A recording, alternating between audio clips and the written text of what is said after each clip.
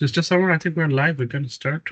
Oh, can start. Okay, Assalamu alaikum, everybody. Welcome to our, I can't remember what number session. We've done a lot so far, but today we are honored to have two great educator, and I'm excited myself to hear and learn from their experience and their highly education researchers. My name is Samar Dalati Ghannoum, and I'm proud to be part of WISER, the Islamic Education Weekend Islamic uh, Schools Education and Resources. I should have that straight. I mean, shame on me. And what is WISER and how did it start? I will try to summarize the whole thing in a couple of minutes, and please feel free to ask any question. However, I placed a link to our website in the chat if you like to check it out. But Wiser started with a dream I had long years ago. And finally, amazing educator, her name is Najwa Oscar, decided to be the founder of this amazing organization. So, what is Wiser all about? Wiser is dedicated to raising the quality and of the supplemental education, educational programs like weekend school or after school programs that nurture spiritual growth, develop character, and install God consciousness. That's our simple uh, mission. However, our vision is every Muslim child has access to high quality educational program to learn about Islam. Our enrichment programs preserve the faith, which is wiser provide models and framework for weekends Islamic school to build young Muslim characters according to the Quran. Wiser also dedicating to nurturing spiritual growth as an American Muslim identity or with the American Muslim identity and develop God consciousness through teaching of Islam, Quran, and the Sunnah. We do believe also teaching Arabic is a tool to be able to comprehend Quran. Wiser has so many programs and so many services. One of the services, what we're doing today. Also, we do mentoring school, evaluating schools, and mentoring communities who want to start Sunday school from scratch or weekend school from scratch. And the most important, we provide certificate or accreditation to weekend schools who wish to have that. I'm not going to talk more about Wiser. I will invite you all to visit our website. But today also we have two amazing guests, and I will start with uh, our first one, which is Miss Sajeela Munir. And Sajeela Munir, I mean, I have never had the privilege to meet her, but I mean, through uh, fast meeting today and last week, I was so impressed um, with her skills and ideas. So Sajeela Munir serves as the Outreach and Partnership Manager at the Institute of Social Policies and Understanding, ISPU. And please, Sister Sajeela, if I made any mistakes, please correct me or stop me and do the correction. Where she leads national strategies to amplify ISPU research through community contact and partnership and public engagement, which is very impressive. With a background in advocacy, community organizer, and strategic communication. Sajeela works at the, oh gosh, okay, works at the intersections of research, education, and social changes at the ISPU. She has uh, spearheaded outreach effort for the lines are so small for research on American Muslim experience across range of areas, including education, media, oh gosh, representation of interfaith engagement and public policy. Her work ensures that this data-driven research reaches the educator institutes and communicates and communities that can turn insight to impact. With a lot of respect, I introduce Ms. Sajeela Munir. The mic all yours. Thank you so much, Dr. Samar, and I apologize for the very long bio. Hello and welcome, everyone. Thank you so much for joining us this afternoon. As Dr. Samar mentioned, my name is Sajeela Munir, and I am the Outreach and Partnerships Manager at ISPU. So I wanted to start off by giving you all a little bit of background about ISPU. So ISPU is a non-partisan, nonprofit, non-religious organization that builds understanding and strengthens communities by laying a foundation of facts. So our mission at ISPU is to provide objective research and education about Americans who are Muslim to support well-informed dialogue and decision-making. So a little bit about our history. ISPU was founded in 2002 after 9/11 to build a fact base. Originally, it was Michigan-based and it focused on international issues. Now it is nationwide and it focuses on domestic issues. So a little bit about our research. Our research is focused on the Muslim community. It is rigorous, solution-seeking, and we have 4 main areas of focus: family and wellness, community capacity building, American pluralism, and American Muslim contributions. So to kick us off, I wanted to share a little bit of ISPU's data on Muslim families and on Islamic schools to contextualize this discussion a bit.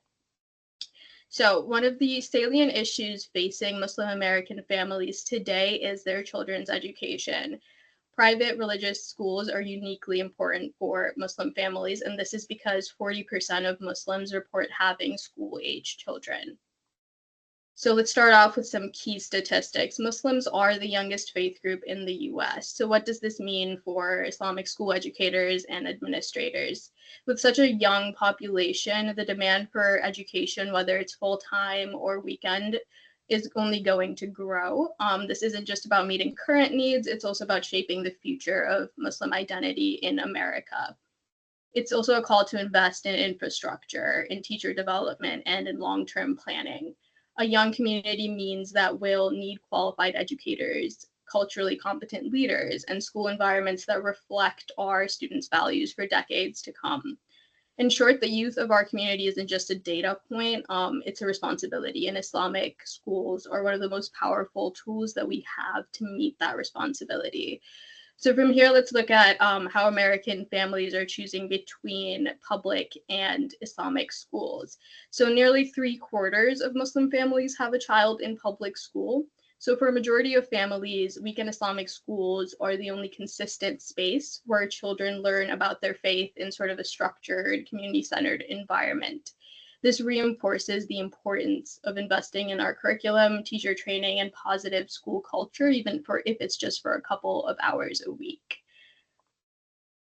Secondly, Muslim families are more likely than the general public, although less likely than Jewish families, to send a child to a private religious school that is associated with their religious group. So what does this mean? It shows that Muslim families want faith-aligned education, but many aren't accessing it. Something is getting in the way, whether that's affordability, whether that's accessibility. So this isn't just about numbers, it's about potential. Muslim families are telling us they value faith-based education, and our role is to make that vision tangible and accessible for them. So from here, let's dive into weekend Islamic schools specifically. Feel free to raise your hand at any point through my presentation. I would love to hear your experiences and what has and hasn't worked from you. as the people obviously on the ground in Islamic schools. So much of the information that I'll be presenting today is based off of ISPU's report titled Weekend Islamic Schools, Are They Preparing Children for Life Ahead? So the purpose of this report was to identify the needs, opportunities, and challenges for weekend Islamic schools. The report focused on 5 key areas, but for the purposes of this webinar, we'll be focusing on 3: professional development for teachers, weekend school administration, and interfaith and interorganizational learning. So our first topic today is teacher retention. So this is one of the most pressing issues facing Islamic schools. For weekend Islamic schools, while the dynamics differ from full-time Islamic schools, the impact is just as significant. Our report identified 3 key challenges. The first was that most weekend Islamic schools rely on volunteer teachers, many of whom are juggling full-time jobs and family responsibilities. Without contracts or long-term commitments, schools often face week-to-week uncertainty about staffing. Second, there's a lack of incentives and resources. With limited budgets, there's often no funding for stipends, for training, for professional development. Teachers rarely receive feedback, mentorship, or growth opportunities. And third is staffing tends to be inconsistent, which affects both learning and morale. Ultimately, retention is also about school culture. When teachers feel unsupported or disconnected, they leave. But even small investments in recognition, in inclusion, and empowerment can build a culture of belonging that makes teachers want to stay. So what can we do about this? Our report offers 2 key recommendations for improving teacher retention in weekend Islamic schools. First is to set aside a budget for professional development.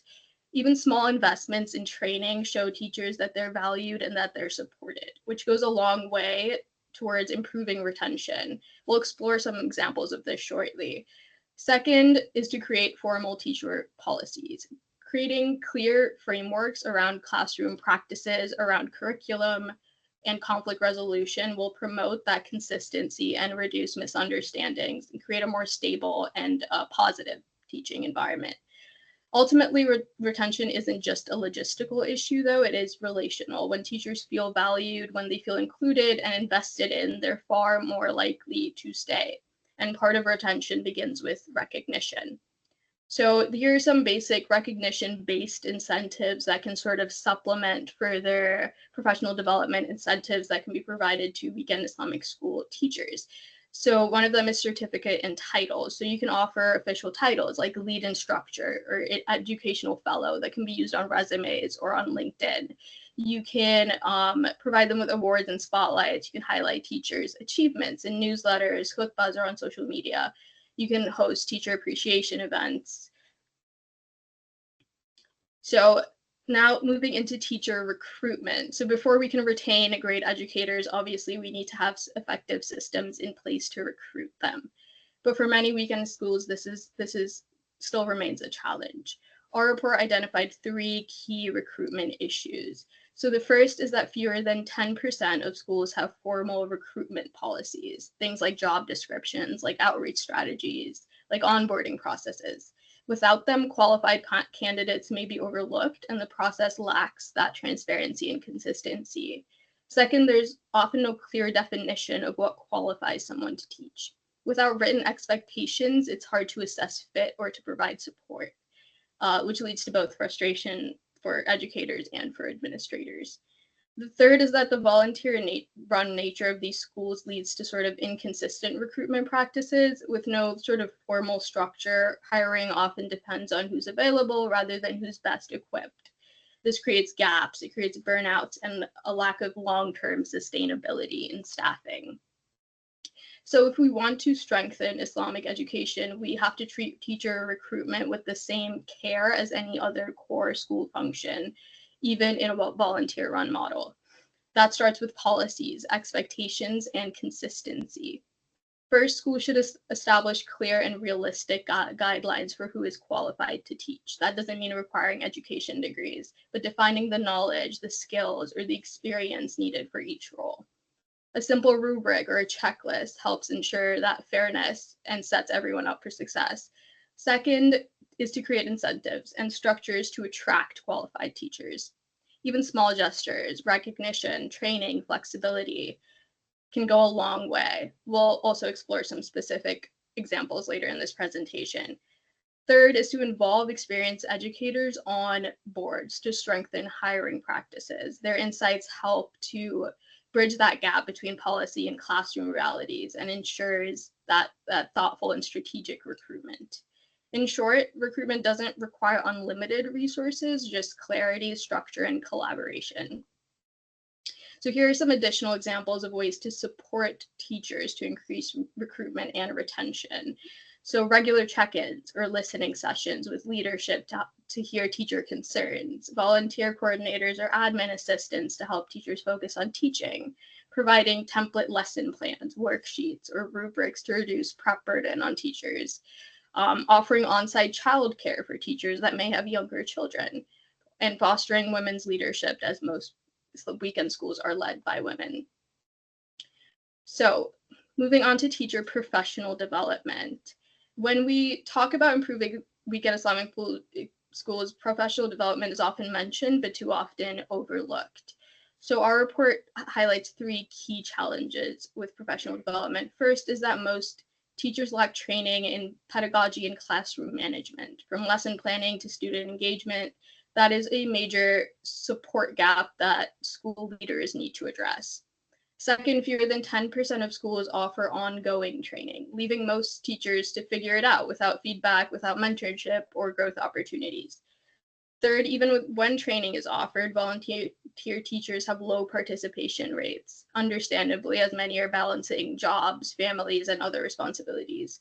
So the real challenge becomes, how do we make professional development feel doable and meaningful?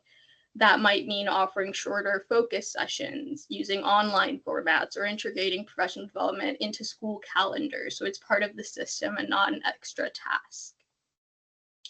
So now that we've explored some of those challenges, let's look at some recommendations to strengthen teacher professional development. First is to mandate online video modules as a baseline certification for all teachers. These can cover key topics like lesson planning, like classroom management, like age-appropriate instruction. It's a scalable and low-cost solution that creates consistency and shows a commitment to quality. Second, you can leverage existing resources from institutions like the University of Toronto, like CISNA, which offer research, they offer training, and adaptable frameworks for Islamic schools. Finally, is to promote ongoing learning through platforms like the American Academy of Religion and the Religious Freedom Center, sharing curated lists of free or low-cost online courses empowers teachers to grow at their own pace and at their own time. Yes, Fawad?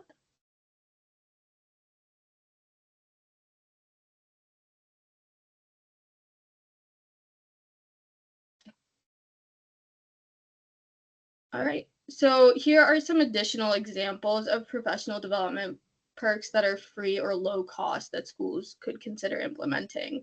So schools could partner with institutions to offer certification pathways for interested educators.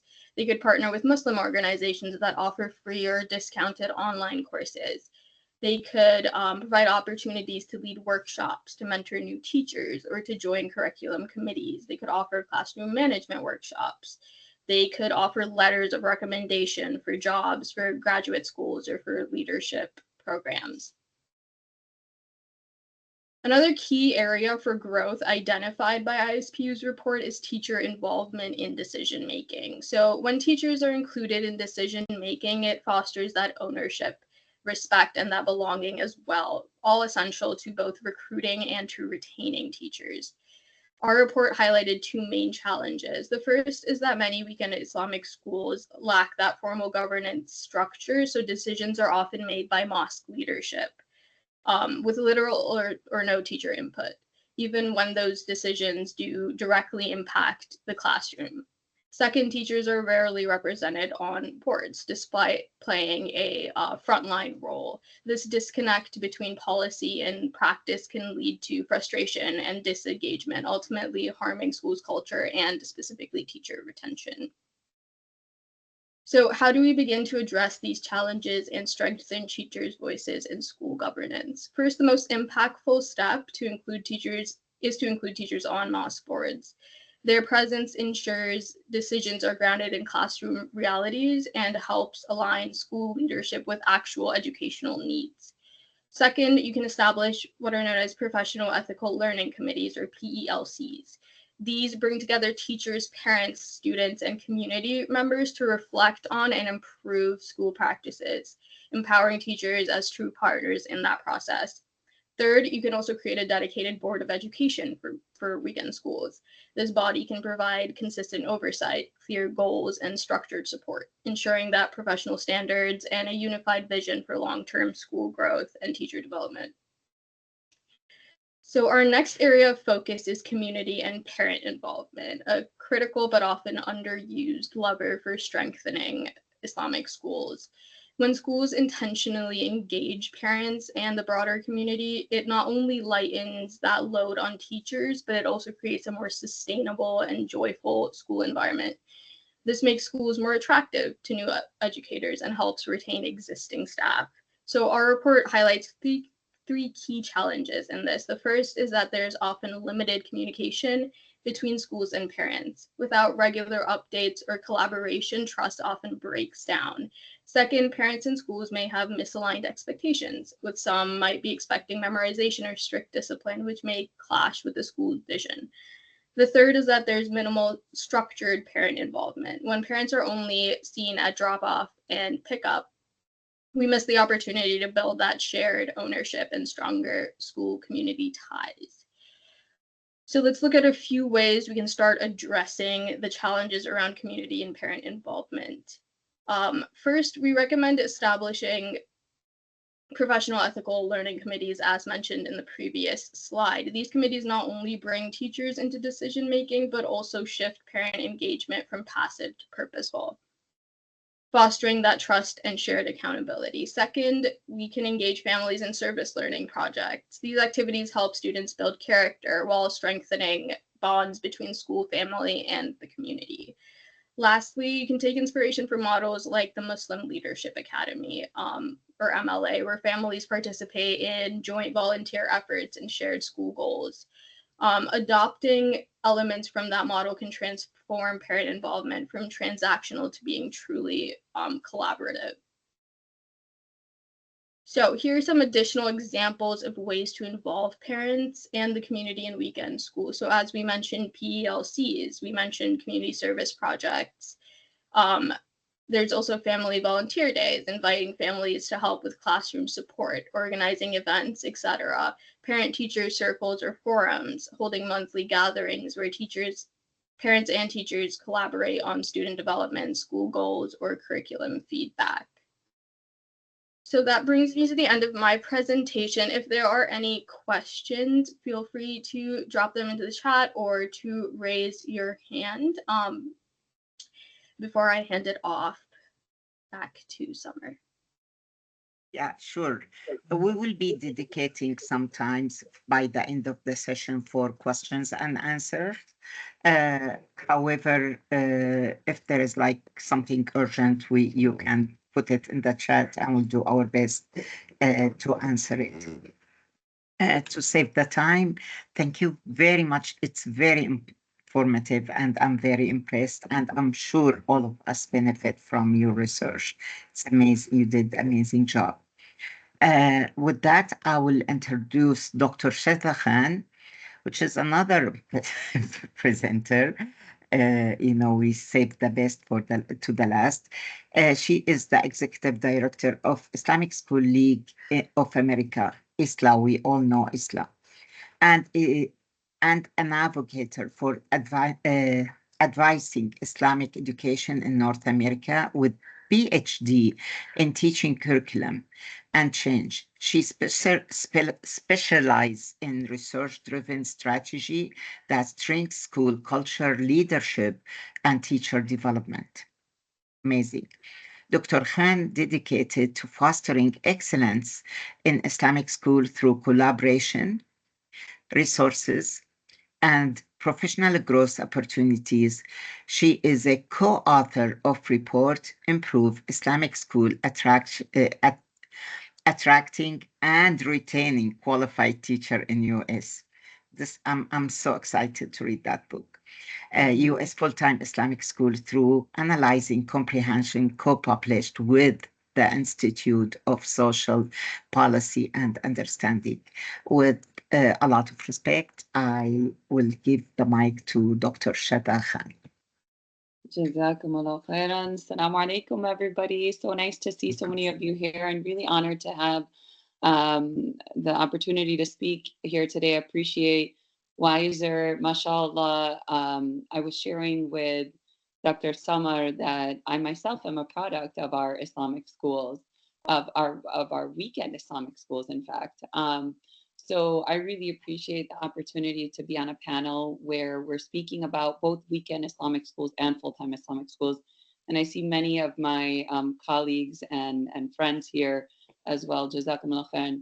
I actually can't see if I am sharing. I'm not accustomed to this, so let me give this a try. Bismillah ar-Rahman ar-Rahim. Beautiful. We can see it clear. Okay, Jazakallah khairan. Let's see if I can get there. All right, so I know that many of you guys are familiar with myself and with the ISLA. For those of you who are joining, perhaps because you've heard about this webinar through Wiser and ISPU, mashallah, really honored to be in partnership with them. Just to share a little bit about ISLA, the Islamic Schools League of America is a nonprofit that's been around, mashallah, for over 25 years. We began that early on in a very grassroots way, helping Islamic schools, many of them actually transitioning from weekend Islamic schools into full-time Islamic schools. As our community saw that there was a need for more systematic teaching of Islamic education and a perhaps completely inclusive and holistic approach to teaching, more and more of these full-time Islamic schools were being created around that time. And subhanAllah, from that time until now, we've been engaged in gathering data from our full-time Islamic schools, providing resources, trying to disseminate that research and engaging in more valuable research, and engaging in professional development, really with a major focus on full-time Islamic schools. But alhamdulillah, as I've seen and experienced just by listening to Sajeela speak about the weekend Islamic schools, and myself being a student of, a graduate of weekend Islamic schools, there's definitely a lot of overlap here when we talk about attracting and retaining talent. But there's also a lot that's really different, right? Before I get into that, I guess I'll just invite you all to follow us on our social media and be in touch, inshallah. I believe Sister Lisa Kaler is also joining us. She's the program manager and development director with ISLA, and she might be able to put some of these links there in the chat. But you know, one of the things we know that we need to do at the ISLA is lean in on each other. That includes you as educators who are joining as leaders of Islamic schools and Islamic institutions, and that includes other organizations like the Institute for Social Policy and Understanding, ISPU, with whom we recently co-authored this report, Improving Islamic Schools, which I linked there in the chat for you to check out. I hope that you do check it out. You know, a lot of the things that we're going to talk about, I want to get through some of the data quickly just to establish that framework, but really want to open it up to you all and ask you what's worked for you. What are your struggles? Because I'm going to actually let you in on a secret right now. I don't have any answers for you. I do have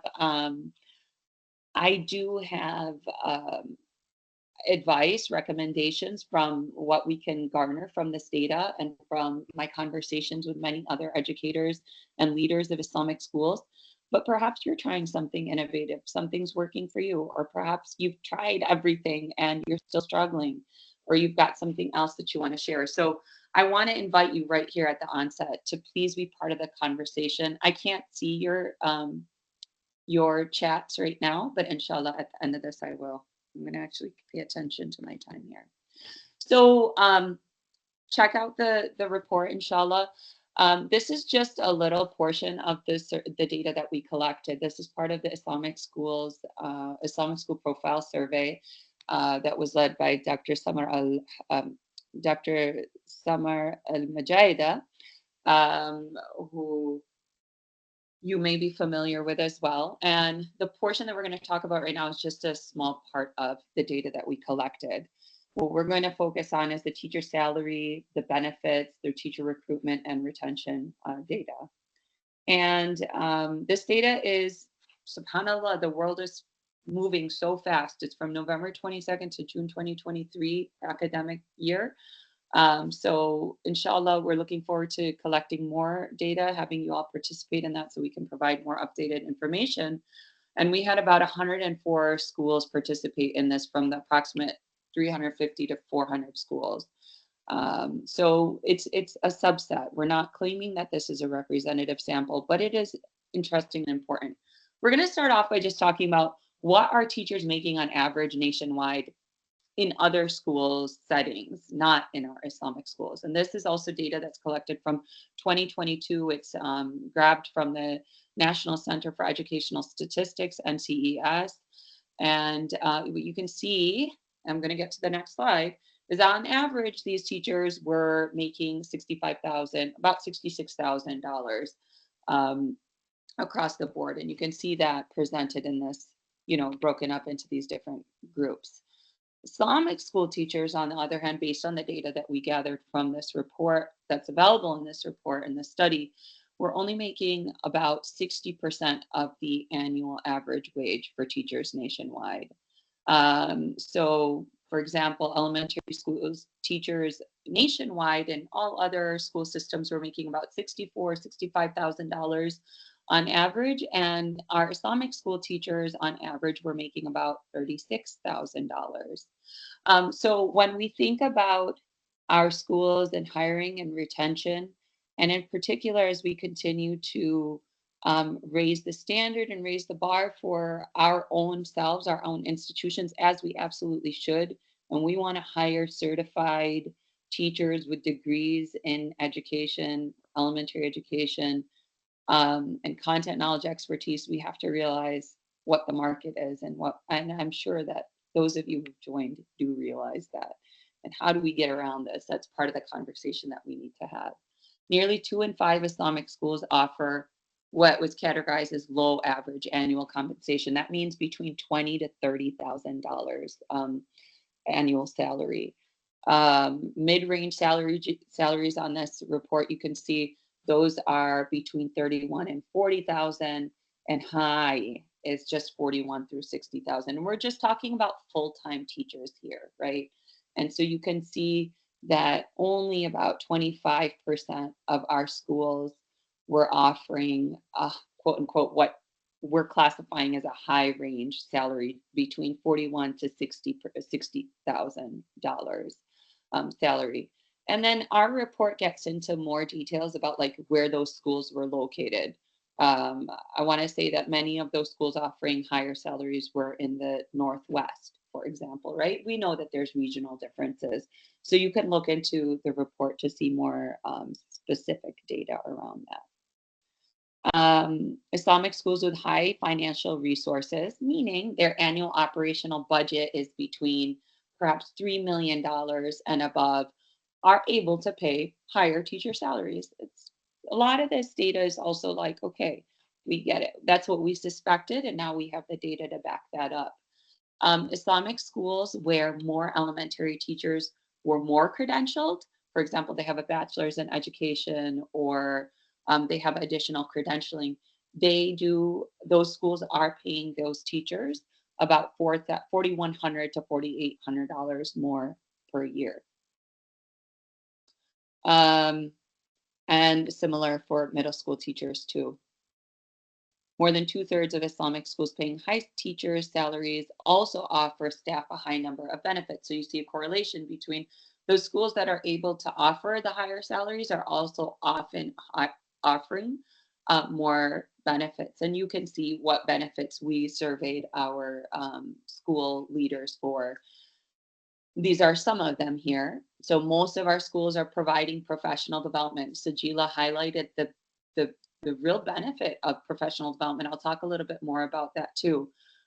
Paid sick leave, employee tuition discount is another really high value and highly offered benefit from our Islamic schools. 87% of the schools taking our survey did say that they offer some level of employee tuition discount for their children. And you can see many fewer, though, offer retirement planning. And we've partnered with Saturna, for example, to talk about how you can actually provide that kind of retirement planning if you are a school leader who is currently joining our board member who's joined this webinar and you don't offer that. It's not as hard as it seems, and it's not as expensive as it seems, but it's absolutely something that our teachers deserve. We don't want them to have to, as our brother Hood from Saturna has spoken about, you don't want them to have to collect zakat after they've retired from giving, all of their time and youth and professionalism to Islamic schools to then have to be retired and taking zakat. And so inshallah, we strive to do more and do better. So I'm going to move through some of these. Again, we do see the correlation between high annual revenue, schools that are able to get more money through tuition, through donations, through, what is it called? Voucher programs and all other kinds of revenue streams. They are also the ones that are more likely to be able to provide health insurance and paid sick leave, for example. Now, when we talk about where it's hardest to hire, to recruit new teachers and get them, it's actually interesting. The data is not very clear here on why certain positions are so difficult to hire. Perhaps you as a school leader have some insights into that. We have our own hypotheses and thoughts, but alhamdulillah, Arabic, Quran, Islamic studies seem to be easier for our schools to hire. Now, how satisfied are you with the qualifications and that pool? That's a different side of the conversation that we need to have. But it's far more difficult. One of the most difficult subjects to hire for seemed to be English language arts, and math was not too far behind. Elementary lead teacher was another position that was very hard. And very interestingly, here's where you have some data where it like makes you scratch your head. Even for schools that were offering high teacher salaries and benefits, they still had a very difficult time hiring for English language arts. So I don't know if that's just, I've heard that historically ELA teachers have the most work that they have to take home. So that's a conversation that we can have. We can explore that with our ELA teachers. Why are you leaving when they're leaving? Are you administering exit surveys with your teachers when they decide to not stay? That might be something that's actually very valuable for us to do as we investigate further what's going on. But alhamdulillah, also a lot of our schools have high levels of teacher retention.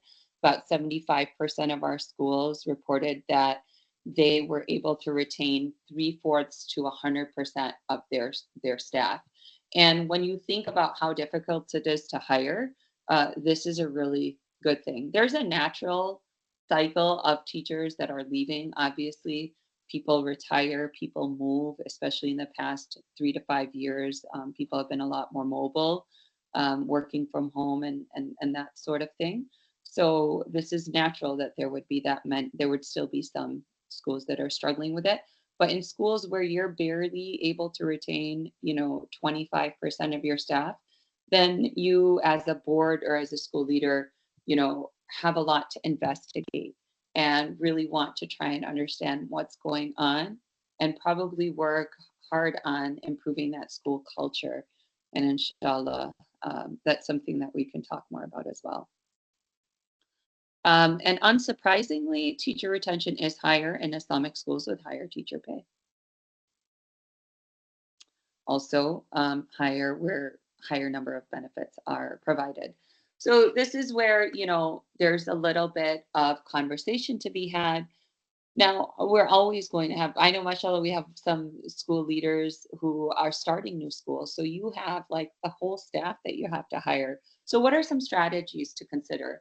And one thing that comes before we even talk about, our virtual presence and everything else is like, how are you branding your school? Is there a unique mission? We were having a conversation earlier on, Sajeela, Dr. Samar, and I, and we were talking about the newer generation being very, very committed. And I think also my generation, and we're very committed to a purpose and a sense of mission.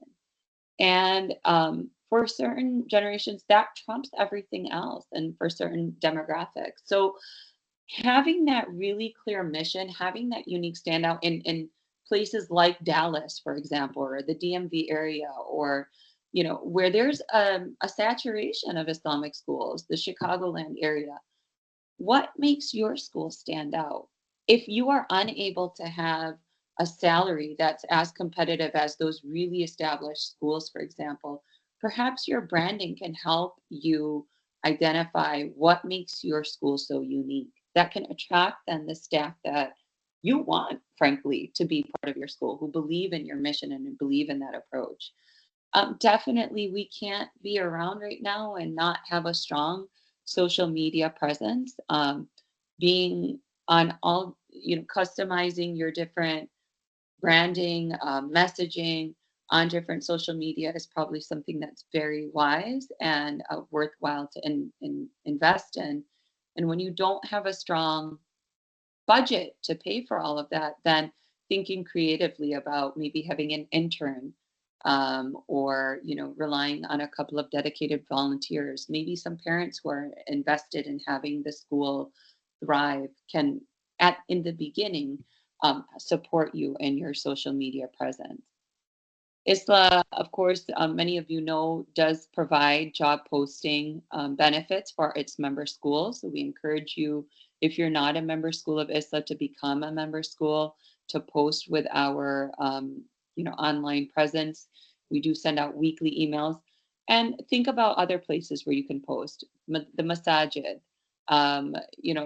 We partner with Masjid Solutions, for example, to develop our website. They're building out a job posting and partnership with other masajid nationwide so that we can get our jobs posted more broadly, virtually, and on like the screens in our masjids as well. This was a really interesting example, and I think I'm kind of at time, so I'm going to go through a little bit quicker, but this was a very interesting example that was given for to me. So you know how a lot of our schools will have like an open house for parents, interested families, and you'll walk them through and you'll have a presentation. So one recommendation that was made to me as I was preparing for this presentation was that their school actually does a symposium for teachers, or for prospective teachers and prospective employees. So you'll have a half-day event and you'll advertise it everywhere. And it's not just like a job fair where you're just talking about the open positions, but you're giving them the tour. You're having breakfast and lunch. Should go without saying that you do feed them. And then you do a presentation about your school and you talk about what makes your school very unique. And the key here is to try and get those teachers, those prospective teachers, to come in. So again, advertising will be key here. But that was an interesting example that I thought might be something that our schools might not have considered, or many of our schools might not have thought about yet, and might be something that they could consider, and especially earlier on in the hiring season. Another thing that was suggested was word of mouth. When you're branding your school, don't forget that your teachers could be your greatest ambassadors for the school. So if they're happy, and we'll get to retention in the next two slides, if they're happy, they're going to be perhaps some of your strongest avenues for getting more qualified and interested staff or potential staff. And think about, and you could have that conversation with your board about paying for referrals. We know how taxing it is on the time of the person who's looking to hire, whether that's the principal or the board members. Why not pay your teachers who are satisfied with school for a successful hire, and give a sign-on bonus to both them and perhaps even to your new hire. That's another strategy that's used in many different fields. And one of the other things that we have to think about is that you want to hire people who want to learn how to become great teachers. So sometimes you don't have the staff and the qualifications that you really want. So you might consider growing your talent internally. Actually, Sister Lisa Kaler wrote a phenomenal article that was published in Islamic Horizons. I don't know if she's able to link to that article, but one of the things she wrote about in there was to grow your volunteer and intern pool. Sometimes that's a great way for you to kind of see who's going to be a strong potential candidate when you do need to fill your full-time positions as well. Of course, we know having a robust pay and benefits package is going to be a strong pull in hiring. And one of the things that I've seen also, we're talking about all talent. I know we focus more on teachers, but especially for your administrative staff, definitely consider paying for relocation fees. This is where you're going to be more likely to attract candidates that are from out of town. And so you want to pay for them to come and visit your school, make sure that they're a good fit. Those kinds of things I know are hard to cover when you're on a tight budget, but it's worth it to make sure that you have the right fit, because if you don't, then that whole cycle opens back up, right? So that's something to consider. And then have creative benefits. If you can't hire competitively, you don't have a competitive pay, come up with creative benefits. Some of those creative benefits that were suggested was like offer free lunch to your teachers every Friday, or once a month, perhaps. Maybe give them a budget if your school is a school that provides lunches anyways. And so I'll get into a little bit more. Sorry, one other thing in terms of growing your own talent is consider alternatives. Paying for your talent for potential talented people who are interested. Maybe right now they're a teacher aide to get certified, or you have a teacher but they don't have certification. Pay for them to get certified. Get your board members on board to cover a portion of that, fundraise with them and through them. And then 50% to be covered by the teacher. This was something that was suggested and that is being used actually by a school in Atlanta. And the agreement is that those, it's a signed agreement with the teacher that they stay on for 3 to 5 years. And if they leave, then they have to pay back that amount that was covered by the school. And then retention, you know, student discount is a very strong reason for many staff to, or many potential interested people to come on. So having a student discount, tuition discount, professional development. Sajeela already spoke a lot about that. Free lunch. Another interesting thing was partnership with a university. See if you can work out an MOU where they're able to take discounted courses at the university so that they can get, again, credentialed at a higher rate. And then another thing that I've seen is that Islamic schools that actually benchmark their salaries against the district that they're located in, and they make that salary scale public so that it doesn't feel, again, that builds staff morale, that transparency. We do have data that indicates teachers leave the profession within the first 5 years because either they feel ill prepared or don't feel supported in their role. So again, all of these techniques are responding to that data point. I do want to take just a minute, I know at time, to also share, we're here with you as partners, thinking creatively, trying to think creatively about what we can do to support this hiring and retention difficulty. And one of the really cool things that we're going to be pursuing this year, inshallah, May 18th, Sunday, May 18th, is we're going to host a virtual job fair. And we're starting small. We only have limited number of spots for schools to become sponsors here. But we're inviting you to join and check out, you know, the opportunity to be part of this V Fair. This is kind of like what it would look like for our participants. They would be part of this virtual 3D environment. Your school's information would be in different portions of this V Fair, where you would be able to then have applicants come and have a time where they are, you know, meeting with you, and applicants can also choose exactly like a time that they can meet with you. So we're trying to think creatively as well with you all, inshallah. And I'm not sure if that went to my other tab, but take a look at that. Inshallah, I'll share more about this at our admin meeting tomorrow for member schools. So Jazakallah khair. I'm so sorry that I went way over. And I will. Stop. Thank you very much, Dr. Shaza, and thank you again, Sajeela, for the very informative session. It's really beneficial. And I mean, as we discussed before, diagnosing the problem is big part of the solution. And thank you for addressing that. Now, I will open the floor to questions and answers. I know we have few questions in the log. Do you have balanced conversation with teachers who really wants to work at Islamic school, but also desire to involve salary with the pushback from the school that want teacher to sacrifice their desire for good salary for the sake of Allah? Would you like to address that, Sajeela or Dr. Shaza?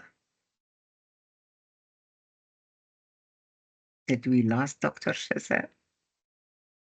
Okay. No, I'm here. I'm trying to find the question that you just read, Dr. Samar. If you In the click, Q&A box. Oh, okay, got it. All right, so this first question from Sister Mesa. mhm. Yeah. With the pushback from schools that want teachers to sacrifice their, I think, Sister Mesa, and I'm not sure, are you a school leader here who's speaking from that perspective, like as an administrator? I think, I think you have to know your audience, first of all. And this is a conversation where I think absolutely teachers deserve to have a livable salary. And if people choose to sacrifice that desire for a livable the good salary for the sake of Allah, like, I don't think that we can be in the business of judging somebody who wants to be paid. It doesn't mean either or, right? Because somebody wants to be paid a livable salary doesn't mean that they're still not engaged in it for the sake of Allah. And so I definitely have seen this and I've heard this and I've been on the receiving end of it, right? Like as a teacher in an Islamic school, like, well, you shouldn't be expecting more. And it's very off-putting. It's very off-putting, even if you were not doing it for, nobody's going into education. Halas, nobody's going into education for the money, right? Like, let's be real. But to then like put it like that, I don't feel like this is the proper adab. I think that we need to engage in a multi-pronged approach, not just with the teachers. So I think first of all, we need to validate teachers and let them know, yes, you deserve to be paid a livable wage. And if you are a school that cannot provide that, to still validate that you deserve this and we're working on it. And then to genuinely be engaged in working on increasing teacher salaries. And part of that is an education campaign. I've heard Sister Mesa in California say this with New Horizon, Orange Crescent, Orange County. I'm not messing up her school name. Talk about how they engaged in a educational campaign with their community to say, look, this is what our teachers in our district receive, and this is what our teachers are receiving here, and this is the cost of living, right? And just like being really transparent about that and saying, and then having a game plan. This is why we need to increase our tuition and fees, and inshallah also working on increasing the ability for access and not creating barriers to access for families that can't pay those increased fees. But subhanAllah, I mean, I guess I don't have an answer, Mesa, but I think that if I'm just really brief with this, I think you validate that our teachers do deserve to receive a livable wage. And if and when we're not able to provide that, that's not right. And we see that and we believe that, and we're working on trying to improve it and genuinely trying to work on that. I really appreciate the answer. And livable salary. It's not only just for good living. It's also, I mean, it's a chance for professional growth, professional development. I mean, a lot of time there is conferences we would like to attend, but we cannot afford it, or workshops we like to go to, and the school doesn't pay for it. It's really, but also we understand the challenges the Islamic school goes through. It's, I mean, the problem has so many layers. However, still teachers deserve to get paid well. I mean, we have another comment here. I know my school feels that we need to be able to pay our teachers what they are worth.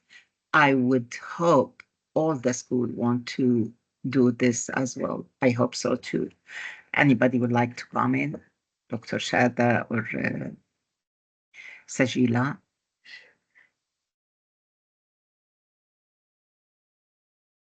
Honestly, Yeah, I mean, I think even saying that out loud is really valuable.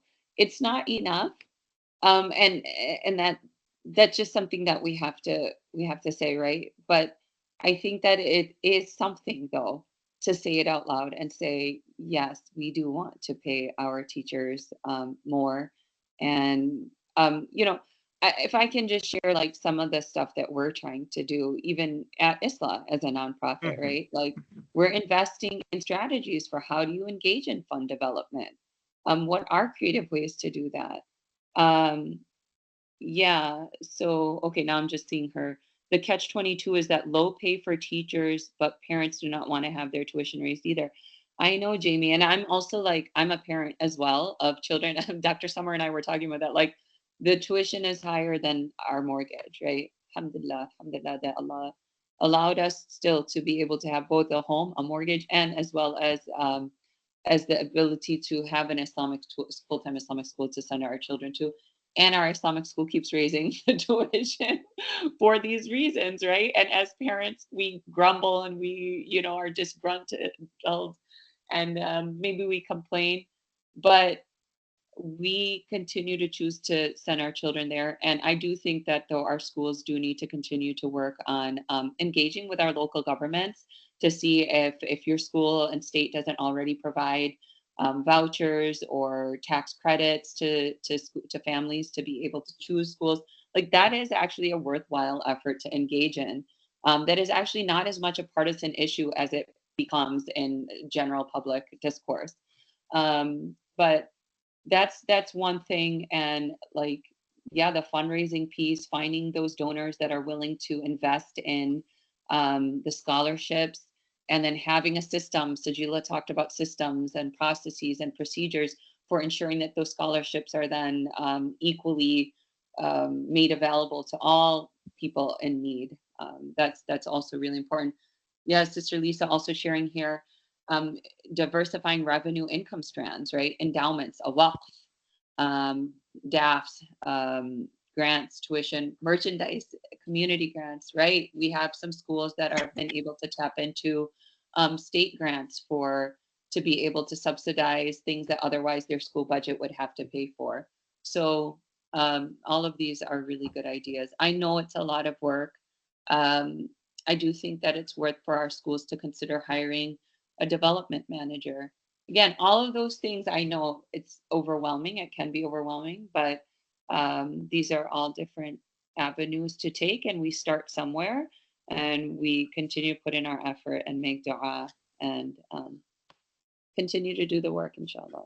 Inshallah, inshallah. I mean, and I can tell also from my experience, it's just, and everybody's experience, even the weekend school teachers suffer with less pay and more expense, and we shouldn't guilty the teachers like you're working for the sake of Allah. There is a dinner has to be put on the table too. So, inshallah, the future is promising. At least we know now there is a problem, and we diagnose it, and we probably, if we put our heads together, we can come up with solution. If there is no more questions, I guess we went over time. Actually, we finished exactly on time. There is, which is amazing. Uh, if there is no more questions, I would like to wish you a wonderful night, and thank you for attending the session. Also, I invite you to attend. Anybody coming to Chicago, I will be there, and I think Shaza and Sajeela will be there, right? I will be there. I'll be there. We'll have a booth there. I'll be there. Sister Lisa will be there. And we're here. Like, we want to hear your comments. We want to hear your thoughts. Brother Fawad, I saw that you wanted to share something else. Join us at tomorrow's administrators meeting at 11 a.m. We want to hear from you. We don't have all the answers. I think that's the key. But we're here with you trying to come up with the solutions and trying to, just be partners in driving the improvement of our Islamic schools for the betterment of our children and for the sake of Allah. Inshallah, may Allah be pleased and accept from us. Dr. Samar, if I may just end with the dua. سبحانك اللهم وبحمدك أشهد أن لا إله إلا أنت أستغفرك وأتوب إليك. And of course, I give it back to you, Dr. Summer, to conclude in whatever way. Really appreciate Wiser and ISPU's, really foundational work in providing this kind of data, and the recommendations were on point, mashallah. Thank you. And we really appreciate ISLA, and every educational institute came from the umbrella of ISNA and CISNA. And I'm not going to mention now organization because I'm afraid I will forget some of you, but every single organization make a difference, and it's very inspiring. I would like to remind everybody to register at Wiser. I mean, our registration is free, or our membership is free. If you have weekend school, please put it on our map and benefit from our resources. If you have any questions or any concern, please reach out. Follow us on Instagram and Facebook.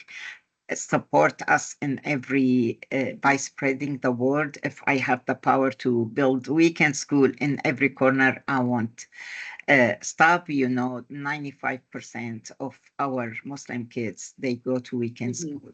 Not everybody can afford full time. I mean, the sacrificing Shaza and myself and a lot of you did for full-time school. Not everybody able to do that.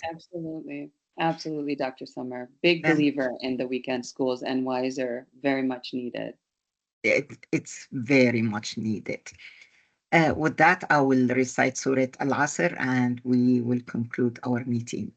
أعوذ بالله من الشيطان الرجيم بسم الله الرحمن الرحيم والعصر إن الإنسان لفي خسر إلا الذين آمنوا وعملوا الصالحات وتواصوا بالحق وتواصوا بالصبر صدق الله العظيم.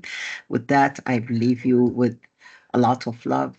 Stay safe and have a wonderful night, and see you in Chicago. All right, inshallah. Assalamu alaikum, everybody. Jazakumullah khairan. Thank you, everyone. Thanks, Sajeela.